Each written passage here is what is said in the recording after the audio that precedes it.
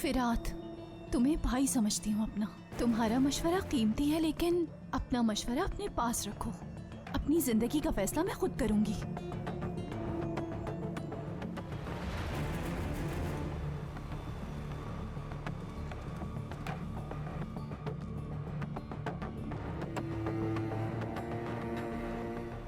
अपने ही घर में खुशामदीद बेटी। बहुत अच्छा फैसला किया। जब मेरी छत के नीचे होती हो तो मैं बहुत सुकून महसूस करती हूँ। ये छत आपकी नहीं, मेरे बाबा की है। मैं अपने बाबा के घर वापस आई हूँ। जो तुम्हें सही लगे। अभी तक मुझे समझ नहीं पाई ना? आपको लगता है मैं नाकारा हूँ? आपको लगता है कि मैं सब कुछ बर्दाश्त कर लूंगी, लेकिन नहीं।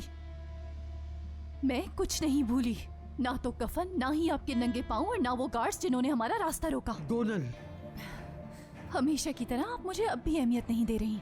कोई बात नहीं, मैं आपके मुंह से एक लफ्ज तक नहीं सुनना चाहती, बल्कि किसी के मुंह से कुछ भी नहीं सुनना चाहती। क्योंकि जब भी कोई कुछ कहता है, या तो मुझसे ताल्लुक तोड़ लेता है या मुझे खामोश करा देता है। मैं आपकी तरह इस तरह की कोई चाल नहीं चलूंगी दादी जान।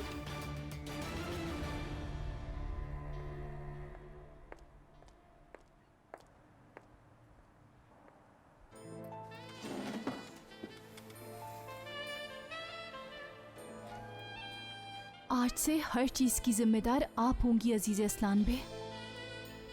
मीरान और हर वो चीज आपसे छीन लूंगी जिस पर सिर्फ मेरा हक है। Yoksun umurumda bile değil. Başucumda resmin hala duruyor. Yoksun defterimdeki yazın hiç silinmedi. Eşiğimdeki ayak izin her gün gelişi, gözlerimce gidişi hiç bilinmedi. Eşiğimdeki ayak izin her gün gelişi, gözlerimce gidişi hiç bilinmedi. Varsın böyle geçsin yabancı günler, varsın canımı yaksın yine yalnızlık.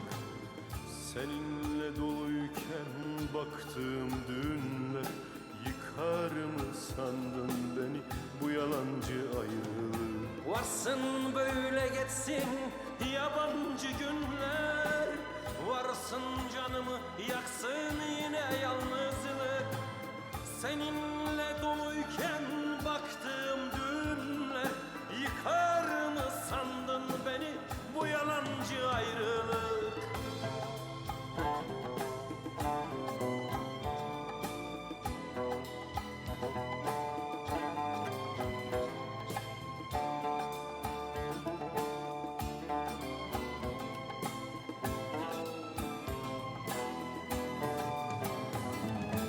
Yoksun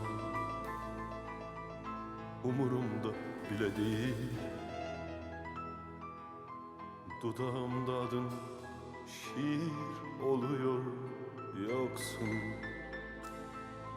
ezberimdeki sevdan hiç okunmadı.